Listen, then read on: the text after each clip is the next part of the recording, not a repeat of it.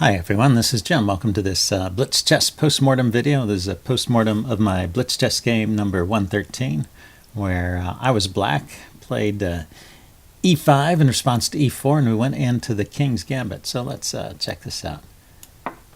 Game went e4, e5, f4, and that's the King's Gambit. You don't have to take it, but actually the chess engine agrees taking is the best move. Just leads into a lot of complications. You'll notice that the value here is not a whole pawn, so black has, white has compensation for the pawn that he gave up. Maybe not quite enough, but he has something. Basically, he's weakened his king side, but if black wants to hold on to this pawn, black is going to have to make some weakening moves too. And if he lets white just recapture that pawn easily, then white gets good development. For example, if white can get in the moves d4 and bishop takes f4, white will be in excellent shape. So after knight f3, the most common move here is g5 to hold on to it. The computer's suggesting bishop e7, which is another line. But this is the main line. And then bishop c4 is not quite the most common move, but it's the second choice. d4 is the top choice, and then bishop c4 is the next choice. And then bishop g7 is a move here, but I wanted to look at some options here. Let's cancel that. One of the moves given in the opening book was g4, and this is kind of interesting. There's a couple different ways to play it. The first way, if white wants to hold on to that knight, he plays knight e5. And I was afraid of this line a little bit because the knight and the bishop are coordinating their attack on f7. But it turns out that black gets in this move queen h4 check. And it's not good to try and block the pawn with block the check with the g3. You can just take that, and the rook you can't take back because the rook is hanging. So king f1 is the main move there. And then knight h6. And now this pawn is defended. Black's developed a couple of pieces, and he's still a pawn up. So that's a decent way to play. So g4 is a move there. Instead of knight e5, white can also just castle there. And this is a knight sacrifice. You take the knight, queen takes, and so black is down a whole. White is down a whole piece. But look at black's development. Every single piece is at home except for a couple of pawns, one of which is gone, and the other one is up here. If you let the chess engine chew on it for a while, it slowly gives black a smaller and smaller advantage. But there's still some advantage to black here. So that just means that white has compensation, not quite enough compensation for the pawn sack, but enough to make it an interesting game. So these moves have been played. I'm playing more cautiously here with bishop g7, so I don't get quite as strong an advantage. My opponent castles, and we play some normal developing moves for a while here. We're out of the opening book at this point. Somewhere along here, white should probably have thrown in the move d4. One of the other compensations white has in the King's Gambit is he's lured away the e-pawn, and so white has more center influence, and he should probably try and stake out that claim in the center with d4.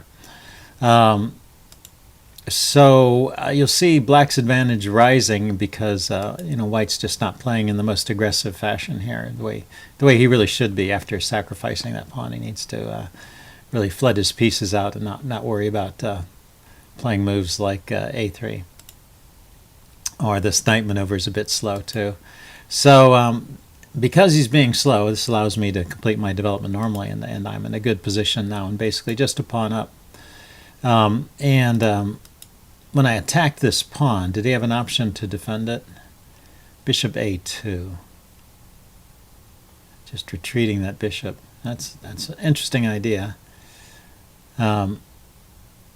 Let's check this out. I was wondering if I could just take that pawn here. It's always a bit risky to take that pawn because there's a potential pin on this file.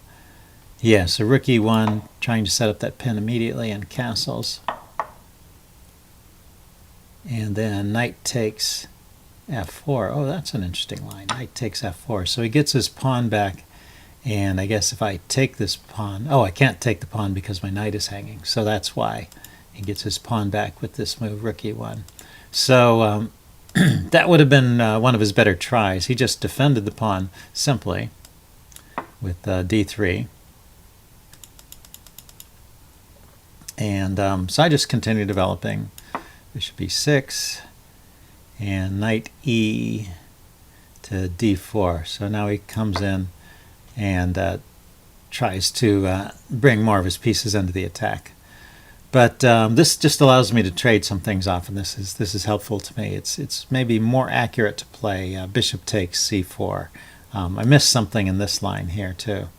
After bishop takes c4, pawn takes c4. This e pawn is hanging once again.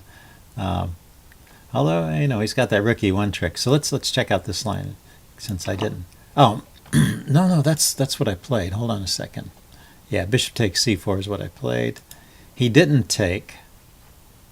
He played knight to f5, and here I should just castle. I guess this is the point I was interested in. And castling is a good move because after he takes the bishop, then this pawn is really hanging because there's no longer the skewer. So, for example, black castles, and if he takes the bishop, I take back, and he takes this bishop, and I can grab another pawn like this, and no particular danger from the rook e1 move anymore. So that would have been the best way to play it. Yeah, I just didn't notice this pawn would be hanging after taking the bishop. So I played bishop takes d3. Still keeps some advantage to black, but not the best way to play it. And he takes there, and I attack his knight with my king. Gets the bishop, and I get the knight.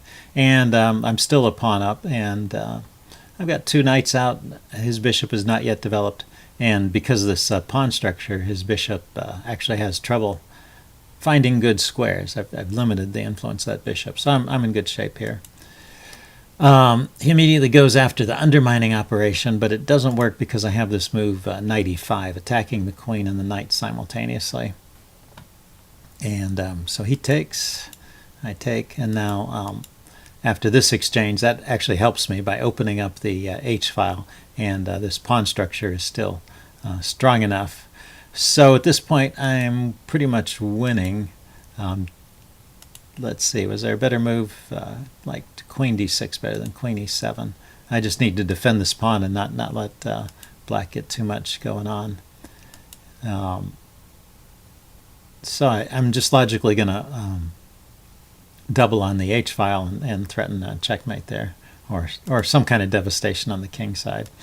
So rook a to h8, now I'm doubling, and he plays bishop b2. So so there was a cute sequence here,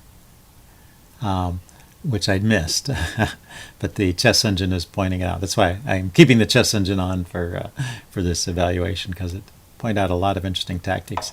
Here with this check, king only has one move, and then knight takes e4 check is a fork of the king and the queen. So let's back up. That's a neat tactic to spot.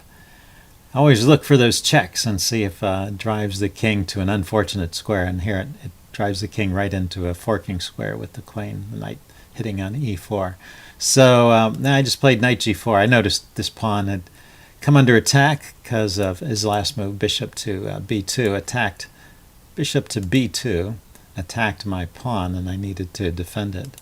And of course, you don't need to defend it if you have something stronger like rook h1 check, but I played knight g4. And now I am threatening mate. That's the other reason why I thought that was a good move. It defends that pawn and threatens mate. And you see, I still have a strong advantage. I haven't thrown away the game or anything. I just missed that one tactic there. So he starts running because he has to get away from the mate threat. I go check. He goes to e2. Now check was not the strongest move there. The strongest move is f3 or rook to c6. Okay, just trying to come in on the f-file now that the king has moved there. So after f3, the queen can't take, obviously, because of rook f6 skewering. So pawn takes, and then we've got two files open here. So I assume that increases the checkmating possibilities. Okay, but I checked first, still maintains a winning advantage, and then retreated the rook because it was being threatened with attack. And I was trying to distract his rook so that I would have more of a free hand over here. But he played, instead of rook g1, he played king to f3. And I guess this is not the best move. It says I can play rook 8 to h3 immediately. Rook 8 to h3 check. Didn't really think about this one. So if g takes h3, which is the main idea you have to look at, it's rook here check. Okay, that's almost checkmate, but he has a move. He can take the knight. Only move. And then there's a mate in 5 from here, starting with queen e6. Okay, so this is too deep for me to spot, especially during a blitz game. King to h5. Queen h6 check. King back to g4. Rook g2 check. Okay, and now the king, if the king runs to f5, then it'll be queen check here as mate, or here. And if the king goes to f3, then queen e6 check is mate.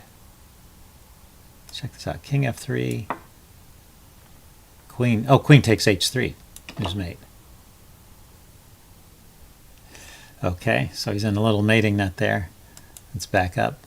If he went to f5, then yeah, f6 is mate because the rook is guarding that escape square. And the only other try is queen g3. And then rook takes is mate. So if we back up here, this move rook h8 to h3 check leads to a forced mate. And if he runs to e2, I guess there's another mate, but that's just with rook takes g2 check, so that's a little easier to see, and it's also winning lots of material if not mating. Anyway, interesting idea, just sacrificing that rook to get the king into a mating net, and giving up the knight too. It's not just that you sacrifice the rook, but I saw rook f2 was a possibility even after the computer pointed out rook h3 takes rook f2. I saw that far, but then I saw, well, king takes knight, and it's hard to see at that point that you have a forced mate, but if you have time you can figure that out. Okay, because all the moves are pretty forced. But I played queen e6 here, just defending my knight, holding on to my material and maintaining an advantage. He plays rook d2, and now that move f6 seems to be a weak move. The evaluation went from -22 to -3. Still winning, but let's see. Knight f6. Just retreating. Rook to g1 or rook to f1. Guess it doesn't matter too much what he plays. And then rook 8 to h3. Again, this idea. Also queen to h3. Even more dramatic. Forcing a mate. Let's look at this queen to h3 check idea. And if takes, then this rook here comes in, and now this is a mate.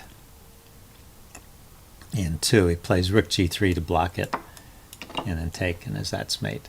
So okay, all kinds of cute sacrifices once you get here. Okay, so I played the move f6, still with an advantage, but maybe not winning, and get in the move knight e3. He comes in with a check.